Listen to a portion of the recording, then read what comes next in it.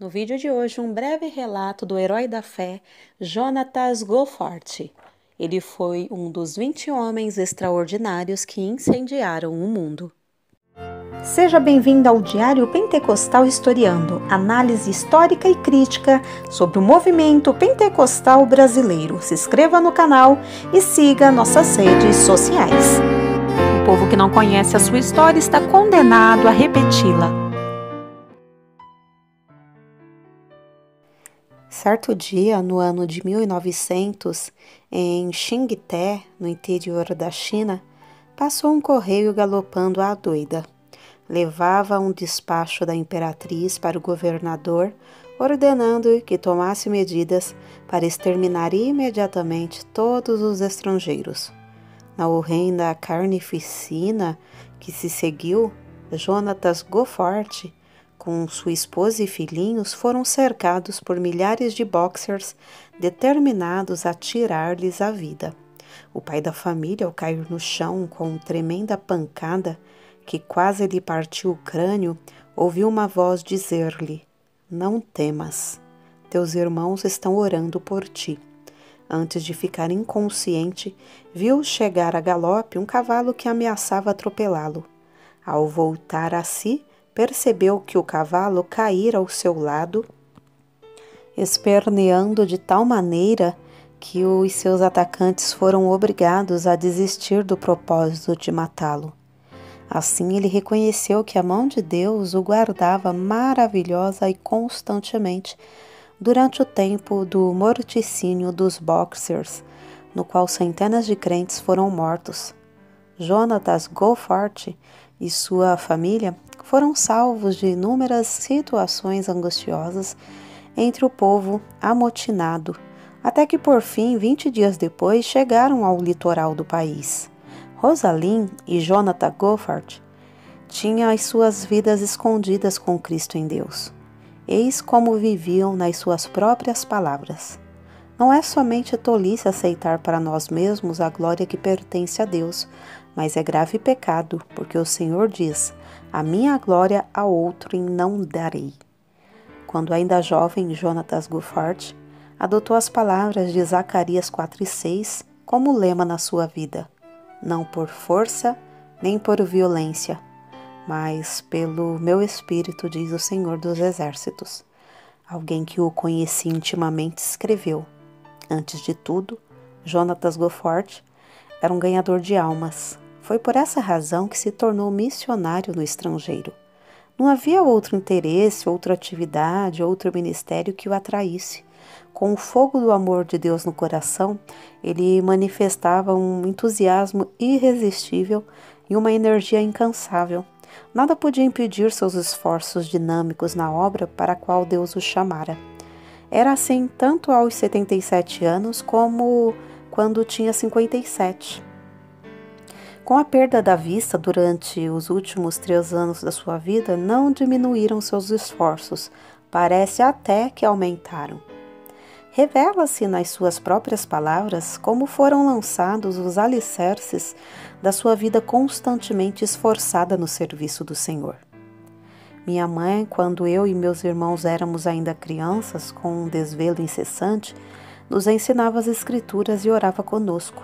Uma coisa que teve grande influência sobre a minha vida foi o fato de minha mãe me pedir que lesse os salmos para ela em voz alta. Tinha apenas 5 anos quando comecei a fazer esse exercício e achei a leitura fácil.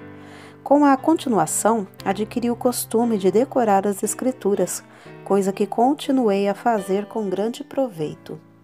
Todos podemos testificar que é fácil fazer com que a leitura das Escrituras e a oração cheguem a uma monótona formalidade. Mas, ao contrário, o semblante de Jonatas Goforth se iluminava com o reflexo da glória das Escrituras que recebia na sua alma. Depois da sua morte, uma criada católica romana declarou: "Quando o Sr. Goforth se hospedava na casa onde trabalho, eu mirava seu rosto e dizia a mim mesma: o rosto de Deus pode ser assim." Acerca da conversão de seu pai, Jonatas escreveu: "No tempo da minha conversão, morava com meu irmão Guilherme. Certa vez, nossos pais nos visitaram passando conosco mais ou menos um mês. Fazia tempo que o Senhor me dirigia a fazer culto doméstico. Assim, certo dia, anunciei: faremos o culto doméstico de hoje e peço que todos se reúnam depois do jantar. Esperava que meu pai se manifestasse contrariamente, porque em casa não costumávamos dar graças antes das refeições, quanto mais fazer culto doméstico. Li um capítulo de Isaías e depois de falar algumas palavras, oramos juntos de joelhos. Continuamos a realizar os cultos domésticos durante o tempo que eu estava em casa. Depois de alguns meses, meu pai foi salvo. O jovem Goffart, no tempo de estudante no ginásio, visava ser advogado, até que certo dia leu a inspiradora biografia do pregador Robert McCheyne, e não somente se desvaneceram para sempre todas as suas visões de ambição, mas ele dedicou também a sua própria vida a levar as almas ao Senhor. Nesse tempo, devorou os livros, os discursos de Spurgeon, os melhores sermões de Spurgeon, Graça Abundante de Bunyan, O Descanso dos Santos de Baxter, e a Bíblia, contudo, era o seu livro predileto, e costumava levantar-se 2 horas mais cedo para estudar as Escrituras antes de se ocupar em qualquer outro serviço do dia. Acerca da sua chamada, nesse tempo ele escreveu: apesar de sentir-me dirigido ao ministério da palavra, recusava terminantemente ser missionário no estrangeiro. Mas um colega me convidou a assistir à reunião de missionário que fez o seguinte apelo: faz 2 anos que passo de cidade em cidade contando a situação de Formosa e rogando que algum jovem se ofereça para me auxiliar, mas parece que não consegui transmitir com êxito a visão a nenhum. Volto então sozinho. Dentro de pouco tempo, meus ossos estarão embranquecendo na encosta de um morro em Formosa. Quebranta-me o coração saber que nenhum moço se sente dirigido a continuar o trabalho que iniciei. Ao ouvir essas palavras, senti-me vencido pela vergonha. Se o chão tivesse me engolido, teria sido um alívio. Eu, comprado com o precioso sangue de Cristo, ousava planejar a minha vida como eu mesmo queria. Ouvi a voz de Cristo dizer assim: a quem enviarei e quem há de ir por nós? E respondi: eis-me aqui, envia-me a mim. Desde então sou missionário. Lia avidamente tudo que podia achar acerca de missões no estrangeiro e me esforçava por transmitir aos outros a visão que eu alcançara, a visão dos milhões da terra, sem oportunidade de ouvir um pregador. Por fim, chegou o tempo de iniciar seus estudos em Toronto. O primeiro domingo, ele o passou trabalhando entre os prisioneiros da prisão Tom, um costume que preservou durante todos os anos de estudos nessa cidade. Durante a semana, dedicava-se muito tempo a andar de casa em casa ganhando almas para Cristo. Quando o diretor do colégio onde estudava perguntou-lhe quantas casas visitara durante os meses de junho a agosto, ele respondeu: 960. Foi nesse tempo dos estudos que Jonathan Gofford se casou com Rosalinda Bell Smith. Acerca do encontro de ambos, ele escreveu: comecei, aos 20 anos de idade, a orar pedindo que o Senhor desejasse que eu me casasse. Ele me dirigisse um moço inteiramente dedicado a Ele e ao seu serviço. Acerca do encontro de ambos, ela escreveu: comecei aos 20 anos de idade a orar pedindo que o Senhor desejasse que eu me casasse. Ele me dirigisse um moço inteiramente dedicado a Ele e ao seu serviço. Certo domingo, achei-me em uma reunião de obreiros da Toronto Mission Union.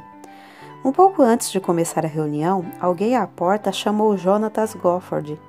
Ele, ao levantar-se para ir lá fora, deixou a Bíblia na cadeira. Então eu fiz uma coisa que nunca pude explicar, nem para ela achei desculpas. Senti-me impelida a ir à cadeira dele, apanhei a Bíblia e voltei à minha cadeira. Ao folhear rapidamente o livro, achei-o quase gasto pelo uso e marcado de capa a capa. Fechei-o sem demora, coloquei-o de novo na cadeira. Tudo isso aconteceu em um intervalo de poucos segundos. Ali sentada no culto, eu disse a mim mesma: esse é o moço com quem seria bom que eu me casasse. No mesmo dia, fui apontada, juntamente com outras pessoas, para abrir um ponto de pregação em outra parte de Toronto. Jonathan Goforth estava também entre o grupo. Durante as semanas que se seguiram, eu tive muitas oportunidades de ver a verdadeira grandeza da alma desse homem, a qual nem seu exterior desprezível podia esconder. Assim, quando ele me perguntou: queres unir a tua vida à minha para irmos à China? Sem vacilar um só momento, respondi: quero. Mas alguns dias depois, foi grande a minha surpresa quando ele me perguntou: prometes nunca me impedir de colocar o Senhor e a sua obra em primeiro lugar, mesmo antes de ti? Era essa mesma qualidade de moço que eu pedira em oração para que Deus me desse como marido. Então firmemente respondi: prometo fazê-lo sempre. Oh, como fora benigno o mestre ao esconder-me o que essa promessa significava. Poucos dias depois de eu haver prometido o que me pediu, veio a primeira prova. Eu sonhava, como mulher que era, com o bonito anel de casamento que ia receber.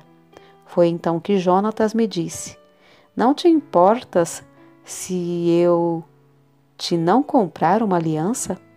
A seguir explicou com grande entusiasmo como se esforçava na distribuição de livros e folhetos sobre o trabalho na China. Queria economizar o mais possível para essa importante obra.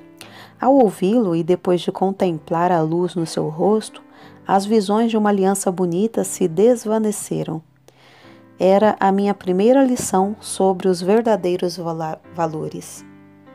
Em 19 de janeiro de 1888, centenas de crentes se reuniram na estação em Toronto para se despedir do casal Goforth, que ia trabalhar na obra de Deus na China. Antes de sair o trem, todos baixaram a cabeça em oração e, ao partir, a grande multidão cantava: Avante, soldado de Cristo! E uma vez fora da estação, os dois no trem rogaram a Deus que os guardasse para viverem eternamente dignos da grande confiança que esses irmãos haviam depositado neles.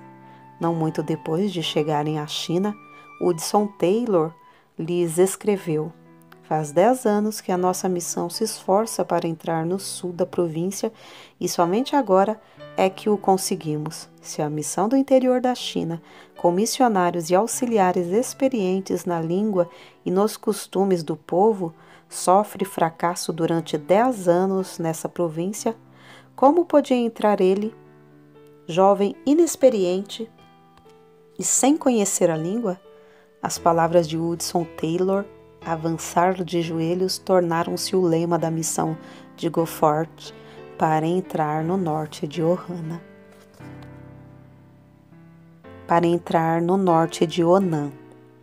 Jonathan Goforth levou mais tempo para aprender a língua do que um companheiro seu que chegou 1 ano depois dele.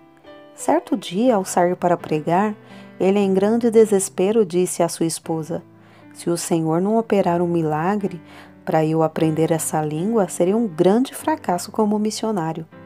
2 horas depois voltou dizendo: oh, Rosa, que maravilha! Ao começar a pregar, as palavras e as frases tornaram-se tão fáceis que o povo me compreendeu bem.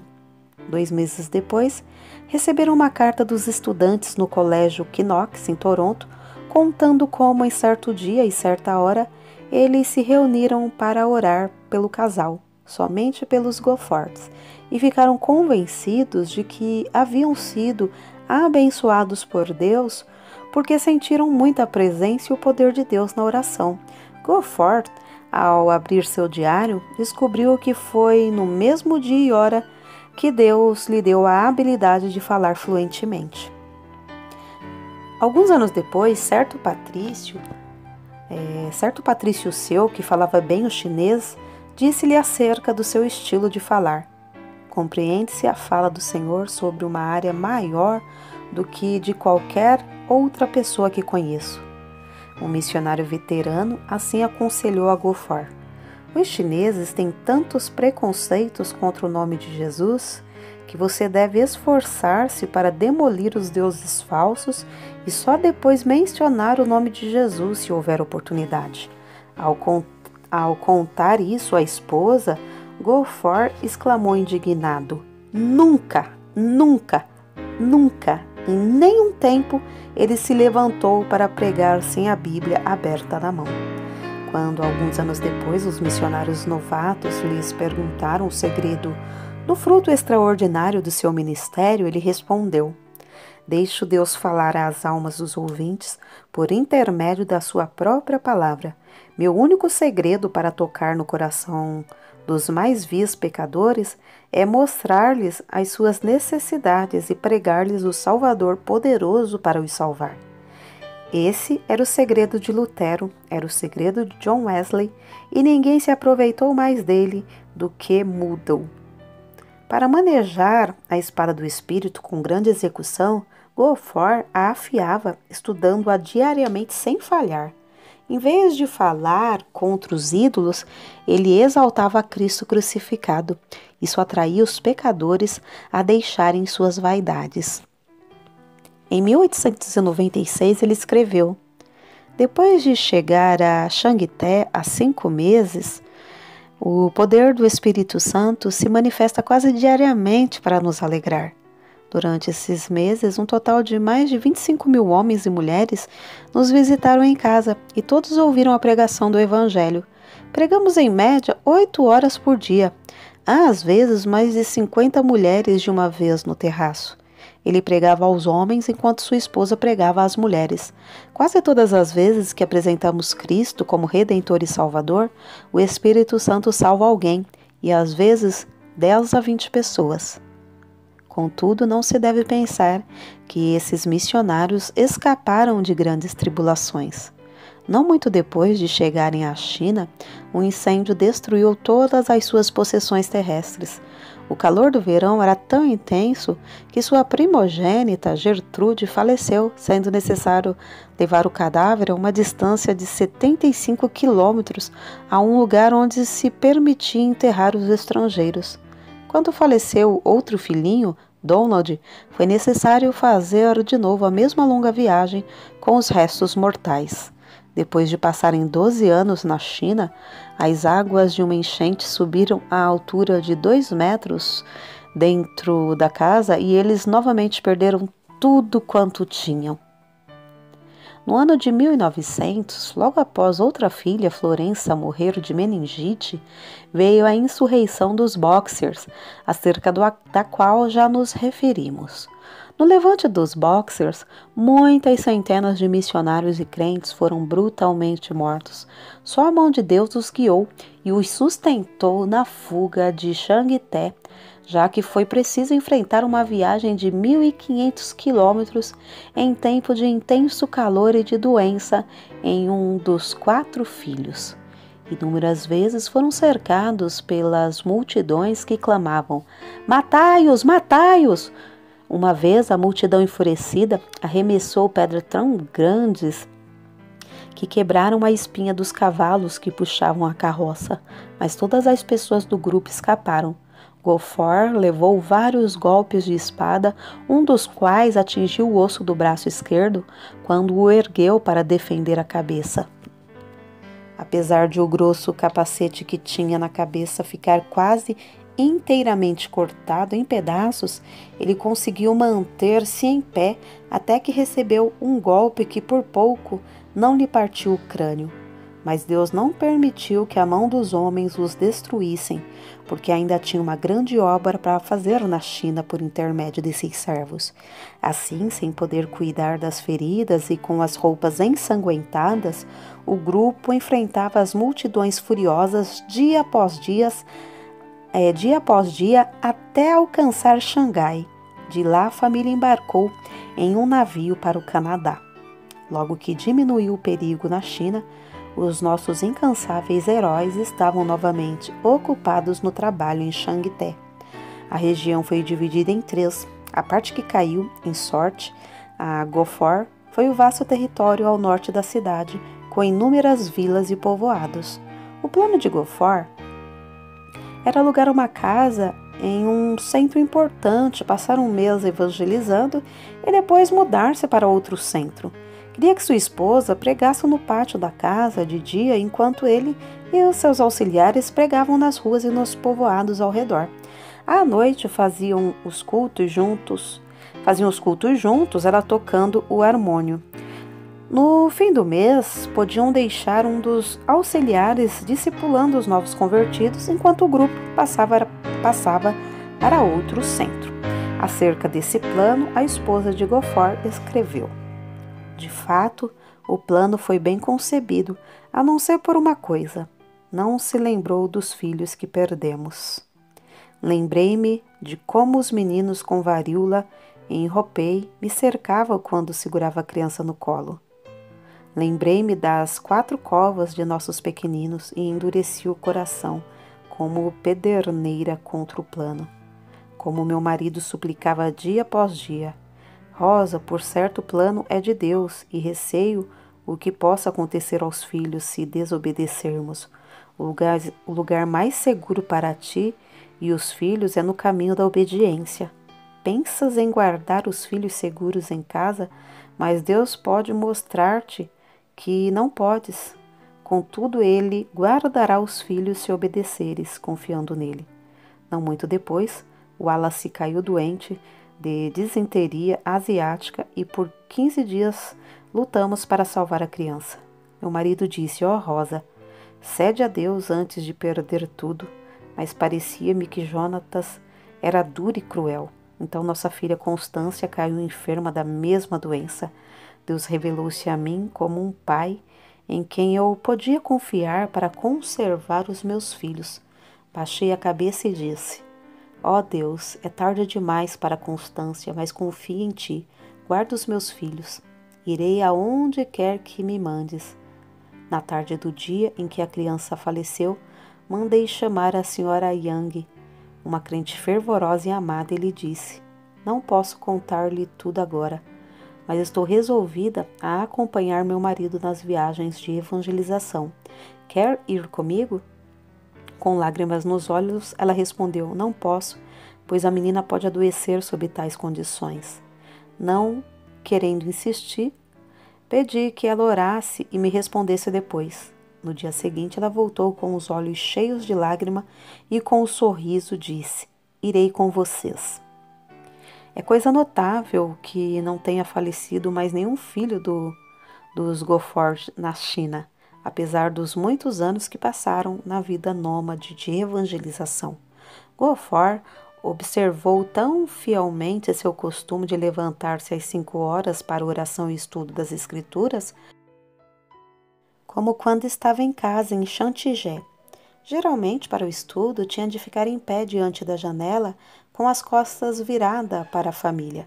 Acerca da obra em Chantigé, são de Gofor estas palavras: nos primeiros anos de meu trabalho na China, contentava-me com a lembrança de que sempre há sementeira antes da colheita. Mas já eram passados mais de 13 anos e a colheita parecia ainda distante. Tinha a certeza de que haveria uma coisa melhor para mim, se eu tivesse a visão e a fé necessárias para adquiri-la. Estavam constantemente perante mim as palavras do Mestre em João 14:12. Na verdade vos digo que aquele que crê em mim também fará as obras que eu faço e as fará maiores do que estas, porque eu vou para o meu Pai. E sentia profundamente como no meu ministério faltavam as maiores obras. No ano de 1905, Jonatas Gofor leu na autobiografia de Carlos Finney que um lavrador podia, com muita razão, orar pedindo uma colheita material, independentemente de se cumprirem as leis da natureza, assim como os crentes podem esperar uma grande colheita de almas sem se cumprirem as leis que governam a colheita espiritual. Resolveu então saber quais eram essas leis e decidiu-se a cumpri-las a qualquer preço. fez um estudo a fundo e de joelhos sobre o Espírito Santo e escreveu as notas nas margens da sua Bíblia chinesa. Quando começou a ensinar essas lições aos crentes, houve grande quebrantamento com confissão de pecados. Foi na grande exposição idólatra de Sun Yat-sen que Deus primeiramente mostrou seu grande poder no ministério de Gofford. Durante o sermão, um obreiro exclamou em voz baixa: "Esse povo está tão comovido pela pregação como a multidão no dia de Pentecostes, pelo sermão de Pedro." Na noite do mesmo dia, num salão alugado e que não comportava toda a grande multidão pagã que queria assistir, Gofford pregou sobre o texto: "Levando ele em seu corpo os nossos pecados sobre o madeiro." Quase todos mostraram-se convictos do pecado e, quando o pregador fez o apelo, levantaram-se clamando: "Queremos seguir a esse Jesus que morreu por nós." Um dos obreiros presentes assim expressou o que viu: "Irmão, aquele a quem oramos durante tanto tempo para que viesse, veio de fato esta noite." Nos dias que se seguiram, pecadores foram salvos em todos os pontos de pregação e em todos os cultos. Acerca do avivamento que nesse tempo visitou a Coreia, um dos missionários escreveu sobre o que presenciou. Os missionários eram como os demais crentes, não havia alguém entre eles de talento extraordinário. Viviam e trabalhavam como qualquer outros, a não ser nas orações. Nunca senti a presença divina como a senti nos seus rogos a Deus. Parecia que esses missionários nos levavam ao próprio trono no céu. Fiquei impressionado também ao ver como o avivamento era prático. Havia dezenas de milhares de homens e mulheres transformados completamente pelo fogo divino. Grandes templos com assentos para 1.500 pessoas ficavam superlotados. Era necessário realizar um culto para os homens e em seguida outro para as mulheres, a fim de que todos pudessem assistir. Em todos ardia o desejo de espalhar as boas novas. Crianças se aproximavam das pessoas que passavam pelas ruas, rogando-lhes que aceitassem a Cristo por seu Salvador. A pobreza do povo da Coreia era conhecida em todo o mundo. Contudo, havia tanta liberalidade nas ofertas que os missionários não queriam ensinar mais sobre o dever de contribuir. Havia grande dedicação à Bíblia, quase todos levando um exemplar no bolso, e o maravilhoso espírito de oração permeava tudo. Ao voltar da Coreia, Gofford foi chamado à Manchúria. Mais tarde ele escreveu: "Quando iniciei a longa viagem, estava convicto de que eu tinha uma mensagem de Deus para entregar àquele povo, mas não tinha ideia de como presidir a um avivamento. Sabia pronunciar um discurso e sabia levar o povo a orar, porém nada mais sabia do que isso." Gofford teve um grande desapontamento ao chegar à Manchúria. Os crentes não oravam como lhe prometeram fazer e a igreja estava dividida. Depois do primeiro culto, ele, sozinho no seu quarto, caiu de joelhos em desespero. E Deus respondeu à sua insistência, enviando tão grande desejo de oração às igrejas e tão profunda contrição pelo pecado, que elas não somente foram purificadas de toda classe de pecado, inclusive dos mais horrendos crimes, mas os perdidos em grande número vinham e eram salvos. A senha do avivamento do ano de 1859 foi: "Necessário vos é nascer de novo", e a de 1870, "Crê no Senhor Jesus." Mas a meta de Gofford era: "Não por força nem por violência, mas pelo Espírito", Zacarias 4:6. Que o Espírito Santo operava em vários lugares na Manchúria em resposta às orações existentes e em face de embaraços de toda sorte. Vê-se claramente no que ele escreveu acerca da obra na cidade de Nilshan. "Ao subir ao púlpito, ajoelhei-me um momento, como de costume, para orar. Quando olhei para o auditório, pareceu-me que todos os homens, mulheres e crianças na igreja estivessem com dores de julgamento. As lágrimas corriam copiosamente e houve confissão de toda espécie de pecado. Como se explica isso? A igreja era conhecida como igreja morta e sem mais esperança. Contudo, antes de enunciar sequer uma palavra, sem mesmo cantar um hino ou orar, começou essa obra maravilhosa. Não há outra explicação. Foi o Espírito de Deus que operou em resposta às orações das igrejas de Mukden, Liaoyang e de outros lugares na Manchúria, as quais haviam experimentado a mesma qualidade de avivamento e foram induzidas a interceder por sua pobre e necessitada igreja-mãe. Jonathan Gofford, quando foi à Manchúria, era quase desconhecido fora do pequeno círculo da sua denominação. Depois de algumas semanas, quando voltou, os olhos dos crentes de todo o mundo estavam fitos nele. Contudo, permaneceu o mesmo humilde servo de Deus, reconhecendo que a obra não era dele, mas do Espírito de Deus. Shanxi é conhecida como a província dos mártires. Certo chinês douto contou a Gofford como presenciara nessa província durante a insurreição dos Boxers em 1900, de uma só vez, a morte de 59 missionários. Todos eles encararam o carrasco com a maior calma. Uma mocinha de cabelos louros perguntou ao governador: "Por que devemos morrer? Os nossos médicos não vieram de países remotos para dar suas vidas para servir ao seu povo? Muitos doentes sem esperanças não foram curados? Diversos cegos não receberam a vista? É por causa do bem que fizemos que devemos morrer?" O governador baixou a cabeça e não respondeu. Mas um soldado pegou a mocinha pelos cabelos e, com um só golpe, decepou-lhe a cabeça.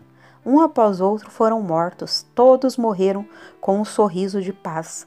Esse mesmo chinês contou como viu entre eles uma senhora falando alegremente ao filhinho. Com um só golpe ela foi prostrada, mas a criança continuou a segurar-lhe a mão. Logo a seguir outro golpe, e um pequeno cadáver jazia ao lado do cadáver da mãe. Foi a essa mesma província dos mártires que Deus enviou seus servos, os Gofford, 8 anos depois, e onde Jonatas presenciou o seguinte. Em Chuvaxien, não muito depois de começar a falar, vi muitos dos ouvintes baixarem a cabeça, convictos, enquanto as lágrimas corriam-lhe pelas faces. Depois do discurso, todos os que experimentaram o orar estavam quebrantados. O avivamento que começou assim continuou durante 4 dias. Houve confissão de toda a qualidade de pecado. O delegado regional se admirou grandemente ao ouvir confissões de homicídios, de roubos e de crimes de toda sorte, confissões que só conseguiria arrancar deles açoitando-os até quase os deixar mortos. Às vezes, depois de um culto de 3 horas ou mais, o povo voltava à casa para continuar a orar. Mesmo em horas tardias da noite, havia pequenos grupos reunidos em vários lugares para orar até quase clarear o dia. No colégio de moças de Shu, na mesma província dos mártires, as alunas insistiram para que lhes concedessem tempo para jejuar e orar. No dia seguinte, quando se reuniram de manhã para a oração, o Espírito caiu sobre elas e ficaram de joelhos até tarde desse dia. Das centenas de exemplos evidentes da operação poderosa do Espírito Santo nos corações, dentre muitos outros, citaremos aqui apenas os seguintes. Xangté. Quase 700 pessoas estiveram presentes pela manhã. Havia um ferveiro de homens se esforçando para ir à frente, de modo que Gofford só conseguiu pregar à tarde. O culto era contínuo, prolongava-se o dia inteiro com intervalos para as refeições. Guangzhou. A igreja com assentos para 1.400 ouvintes não comportava as multidões. O Espírito Santo veio com poder extraordinário. Havia, às vezes, centenas de pecadores contritos chorando. 2 endemoninhados foram libertos e se tornaram crentes fervorosos na obra de Deus. Em 4 anos, o número dos salvos aumentou de 2.000 para 8.000. Chuntifu. Inesperadamente, uma dúzia de homens começou a orar e a chorar, sem poder resistir ao poder do Espírito Santo. Velhos discípulos de Confúcio vinham à frente, quebrantados e humildes, para confessar a Cristo como seu Senhor. Um total de 500 homens e mulheres foram salvos. Foi talvez a maior obra do Espírito Santo que eu tenha visto. Nanquim. A assistência foi de mais de 1.500 pessoas. Centenas que também queriam entrar não puderam e voltaram a casa. O culto da manhã durou 4 horas. O resto do tempo foi dedicado à oração e confissão de pecados. A massa de pessoas que desejava chegar ao estrado para confessar seus pecados foi tão grande que se tornou necessário construir outra escada. Subi de novo ao estrado às 3 horas da tarde para iniciar o segundo culto. Centenas de pessoas nesse momento começaram a vir à frente e por isso eu não pude pregar. Às 9 horas da noite, 6 horas depois de iniciar o culto, fui obrigado a me retirar e embarcar para Pequim, onde os crentes me esperavam para outra série de cultos. Shantung. O avivamento foi tão grande que cerca de 3.000 membros foram acrescentados à igreja em 3 anos. Acerca dos cultos entre os soldados do general Feng, a esposa de Gofford escreveu: Desde o início sentimos a presença de Deus. 2 vezes todos os dias, Gofford tinha auditórios de cerca de 2.000 pessoas, principalmente oficiais, que se mostravam grandemente interessados. A 3 cultos, as esposas foi permitindo assistirem e Deus me deu poder para falar-lhes. Quase todas declararam-se prontas a seguir a Jesus Cristo. O general Feng, ao experimentar orar, ficou quebrantado. A seguir, outros oficiais, um após outro, começaram a clamar a Deus entre soluços e lágrimas. Assim continuou a obra ano após ano, geralmente com 3 cultos por dia, apesar de grandes obstáculos. No período da seca de 1920, 30 a 40 milhões dos habitantes ao redor encararam a morte pela fome. Em 1924, Gofford escreveu à sua esposa, forçada por doença a voltar ao Canadá: Completo hoje 65 anos. Oh, como cobiço, mais que qualquer avarento cobiço ouro, 20 anos ainda para ganhar almas. Depois de completar 68 anos de idade e sua esposa 62, idades em que a maioria dos homens se afasta do serviço ativo, os dois foram enviados para um campo inteiramente novo na Manchúria. Dessa vez um campo distante, vasto e frio, que se estende até as fronteiras da Rússia e da Mongólia. Acerca da sua partida, Gofford escreveu: Certo dia, em fevereiro de 1926, minha esposa estava deitada esperando a chegada da assistência para levá-la ao Hospital Geral de Toronto. De repente, a campainha da porta e a do telefone tocaram simultaneamente. Pelo telefone, fomos avisados de que não haveria lugar no hospital antes de 3 dias. Na porta recebemos um cabograma do general Feng, da China, rogando que eu fosse sem demora. Nesse momento, eu disse à minha esposa: Que farei? Não posso deixar-te. Todos pensávamos que ela não viveria muitos meses mais. Minha esposa, depois de orar, disse: Vou contigo. Os membros da junta estavam reunidos na ocasião. Apresentei-lhes o cabograma do general Feng e concordaram que eu fosse. Mas quando os informaram de que minha esposa queria acompanhar-me, mostraram-se horrorizados, respondendo que ela morreria no caminho.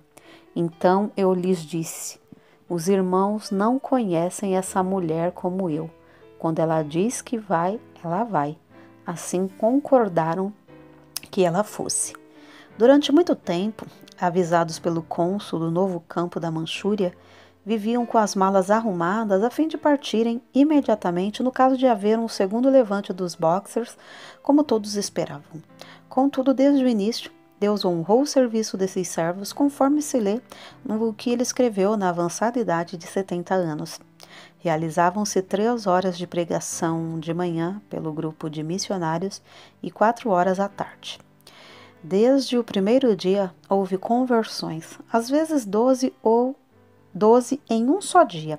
Grande foi o nosso gozo ao vermos cerca de 200 pessoas aceitarem a Cristo durante o mês de maio. Havia muito tempo que diversos amigos insistiam em que ele escrevesse a história de como o Espírito Santo operava no seu ministério. Em tempo de intenso frio, viu-se obrigado a extrair os dentes. Durante 4 longos meses, sofreu dores cruciantes nos maxilares, a ponto de não poder pregar. Foi nessa época que seu filho menor chegou do Canadá. Gofford, então, conseguiu ditar a matéria para o filho datilografar. Dessa forma, foi impresso o livro Por Meu Espírito, obra de grande circulação e influência. Após 4 anos de serviço, foi-lhe necessário voltar ao Canadá por causa da vista de sua esposa. Foi durante esse tempo que Gofford também começou a perder a vista. Enquanto convalescia das operações mal sucedidas para restaurar-lhe a visão de um olho, ele relatou, uma por uma, as histórias da obra na China, histórias que a sua enfermeira estenografou e que agora completam o famoso livro intitulado Vidas Milagrosas da China. Em 1931, Gofford, sua esposa, ela com 67 anos e ele com 72, com os corações ardendo pelo desejo de ganhar almas, voltaram mais uma vez à obra na Manchúria. 472 convertidos foram batizados em 1932. Um dia, Gofford voltou de uma viagem evangelística e entrou em casa às apalpadelas. Depois de ficar um momento ao lado da sua esposa, ele lhe disse em voz baixa: "Receio que a retina do olho esquerdo tenha saído do lugar." E assim tinha acontecido. A perda completa da visão era para ele uma tristeza, uma tragédia, sentida por todos. Ao mesmo tempo, chegou-lhe uma carta informando-os de uma redução tão grande no que recebiam para o sustento dos missionários e nas despesas das viagens evangelísticas, que parecia impossível continuar a obra. Foi a maior crise de toda a vida de Jonathan Gofford. Contudo, sem vacilar, olhou para Deus. A própria cegueira parecia mais uma bênção do que uma aflição. Os crentes mostravam-se mais ligados a ele do que antes. Vencendo o desânimo inevitável dos que perdem a vista, não cessou de pregar com a Bíblia que amava aberta nas mãos.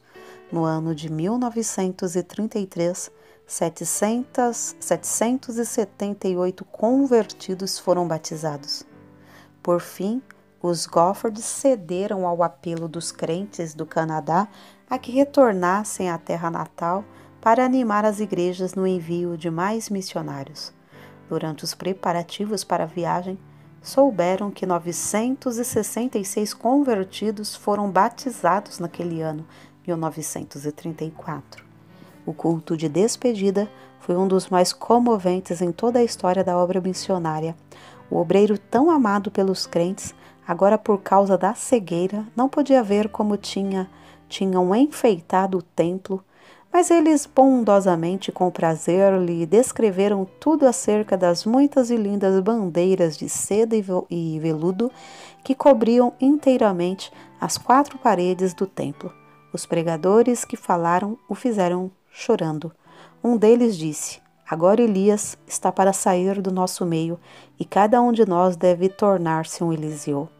Na hora da despedida, havia uma multidão de crentes chorando na plataforma da estação. Gofford, sentado diante da janela do trem, com o rosto virado para aqueles crentes que tanto amava, mas não podia ver, continuava a fazer-lhes sinais com a cabeça, de vez em quando levantando os olhos para cima, indicando assim a bendita esperança de uma reunião no céu. Quando o trem partiu, os crentes, com os olhos cheios de lágrimas, tentaram acompanhá-lo correndo paralelamente a fim de conseguirem olhar mais uma vez para o rosto desses queridos missionários. Durante 18 meses, Gofford pregou a grandes auditórios no Canadá e nos Estados Unidos. Dia após dia, esse veterano estava em pé diante desses auditórios com sua amada Bíblia aberta nas mãos. Abriu o livro aproximadamente na página que desejava e citava as passagens de cor durante o sermão. Isso ele fazia com tanta prática, tendo os olhos abertos, que era difícil crer que as não lia como outrora. O ponto principal de suas mensagens descobre-se nas palavras que ele disse certo dia à sua esposa. Querida, acabo de fazer um cálculo mental que prova com certeza qual o resultado de dar ao Evangelho a oportunidade de operar.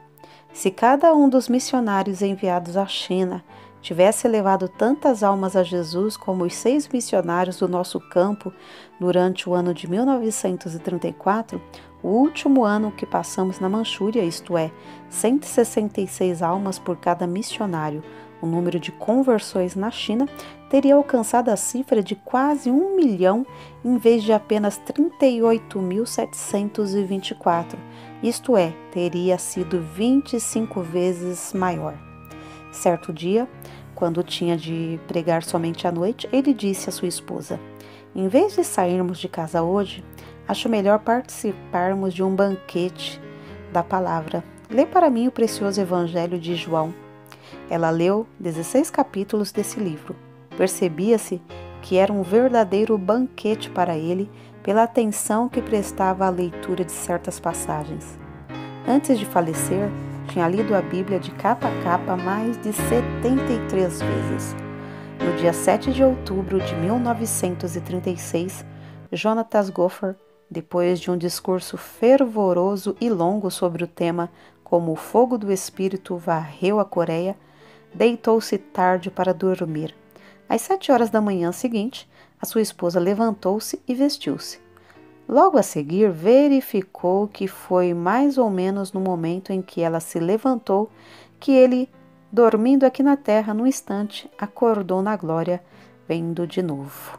Poucos dias antes, ele tinha dito que se regozijava em saber que o primeiro rosto que ia ver seria o de seu Salvador. 5 anos e meio depois de Jonatas Gofer haver dormido no Senhor, Rosalind Gofer reuniu-se ao seu amado marido e companheiro de lutas. As últimas palavras que pronunciou foram estas: o rei me chama, estou pronta. Dela também pode-se dizer que foi dito a respeito dele. Entregava-se à oração e ao estudo da palavra para saber a vontade de Deus. Foi esse amor pela leitura da Bíblia e a ininterrupta comunhão com Deus que lhe deram o poder de comover auditórios e convencê-los do pecado e da necessidade do arrependimento. Em todas as ocasiões, ele dominava a sua própria pessoa e confiava inteiramente no poder do Espírito Santo para descobrir as coisas de Jesus aos ouvintes. Que o mesmo brado de guerra seja sempre nosso, não por força nem por violência, mas pelo meu Espírito. Mas recebereis poder ao descer sobre vós o Espírito Santo.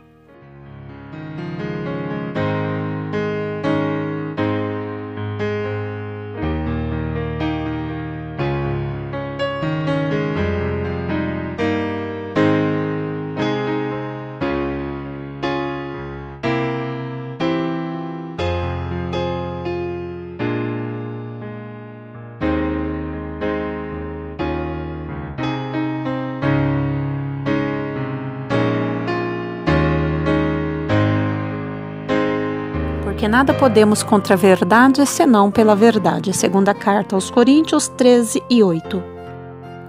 Se você gostou do conteúdo deste vídeo, se inscreva no canal, deixe o seu joinha, compartilhe e ative o sininho para receber do YouTube as notificações dos novos vídeos.